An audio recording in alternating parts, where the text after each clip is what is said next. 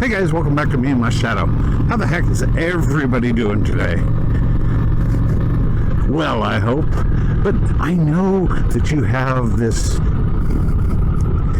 sense of dread, most of you.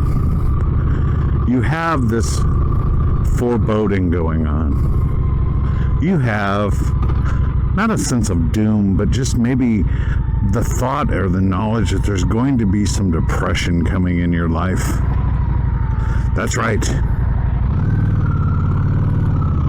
We are going into fall.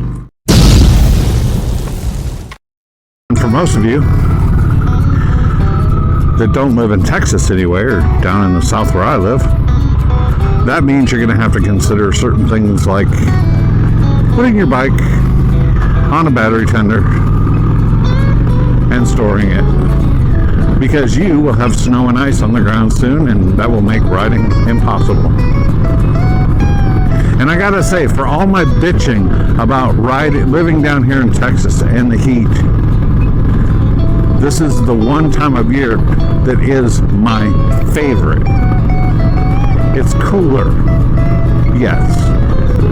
When I watch the videos from fellow riders who have to store their bikes, and have to say goodbye to their riding season because there's just no choice in the matter, I'm really honestly sorry. I really am. I've said it before on videos and I'll say it again this time. I do not honestly know what I would do in a situation where I had 3 feet of snow on the ground, ice, and having to deal with that for 4 to 5 months. And the reason this thought came up is I'm soon to be traveling to Omaha, Nebraska to visit my father. He's got some health issues going on and I need to go up and see him. He's 89 years of age. But living down here in Texas, we wear shorts all the time pretty much. I mean, the coldest we get is 40, 50 degrees. We don't have to worry about it. And I was talking to one of my best friends in the whole world's wife on Facebook, and she was, I was like, hey, I never even really thought about it, but I gotta kind of dress for this, don't I? And she said, oh yeah, it's chilly. I was like, so no shorts? She goes, nah, I wouldn't wear shorts. So, as I'm leaving this coming Friday, I started looking at the weather in Omaha, Nebraska, and the high is going to be like 41. And then on the day I leave, I'm just doing a short trip. I'm going to be leaving to come back on the 29th. Going on the 27th, I'll be back on the 29th. And that day, they have a chance of snow. So my heart goes out to you folks that live in the Midwest, up in the north, up in Michigan, up in Chicagoland area, Colorado, anywhere where your weather changes and you get snow. I mean, the worst thing, honestly, that I have to deal with on a daily basis in November, December, January, February, and March is, what gloves do I wear? Do I wear these gloves that are more summery and have some airflow to them, or is it cold enough out that I really need to put on my winter gauntlet gloves? That's the biggest problem that I have. Getting down here, we will get some weather where it's, not safe to ride, but that doesn't last. It doesn't stay on the road for 6 months. It doesn't stay on the road for 6 days. If we get some ice in North Texas here, it's gone in a couple of days and we're back to it again. We're back in the 40s, the 50s, the 60s. The good news is, if you just can't stand it, you can go to YouTube and you can watch me and you can watch other motovloggers that live in more temperate conditions and watch us ride around.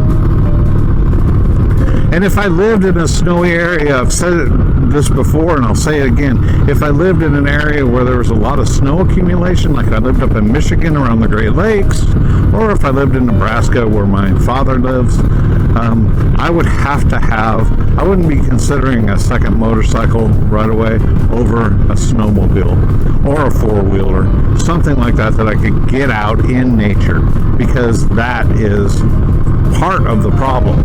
You know it's unsafe to ride, but your calling is to be out amongst the wind and the breeze and the therapy that provides for you. So really, I'm not making fun of you.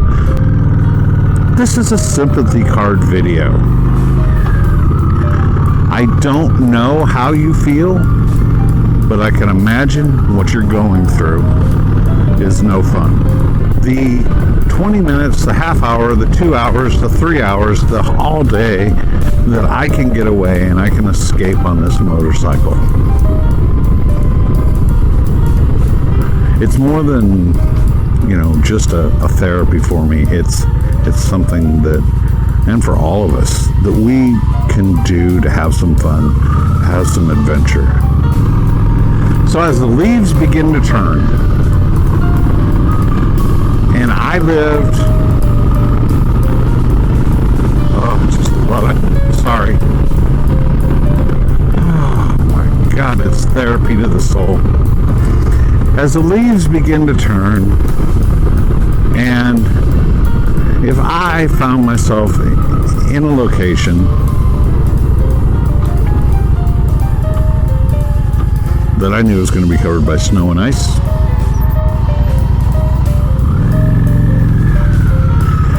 here's what I would do. I would be saving up my sick days at work. I'd be saving up my vacation time at work for this time of year specifically, so that I could call in sick and I could take advantage of every nice day, every little bit of weather that's nice between now and when I simply can't ride anymore. Forget the vacation to Hawaii, forget seeing mom, dad, and the grandparents. I've got to ride. That's what I do. Looks like it's going to be a staycation, honey, because it's that time of year. I would be banking all of my vacation time. I would be riding on the weekends when it's nice, riding in the evenings when I got home from work, and then I would be banking my time for when I know it's coming. And I would call in sick, say, I don't feel well today, boss, I'm sorry. And then I would get on my beautiful Honda Shadow, and I would ride those last fleeting days of autumn, because you know it's coming to an end. But here's the best part, guys. It'll be back next year. It'll be back even better next year. As soon as that temperature starts to get to the point where the rains come and the salt gets washed off the road so that you're not rusting out your motorcycle, as soon as those snowdrifts dissipate, you'll be back out there again. You'll be back out there with a vengeance. You'll be back out there with more exciting rides. So take heart. And if you live in a really snow-packed area, take heart. Consider investing in a snowmobile.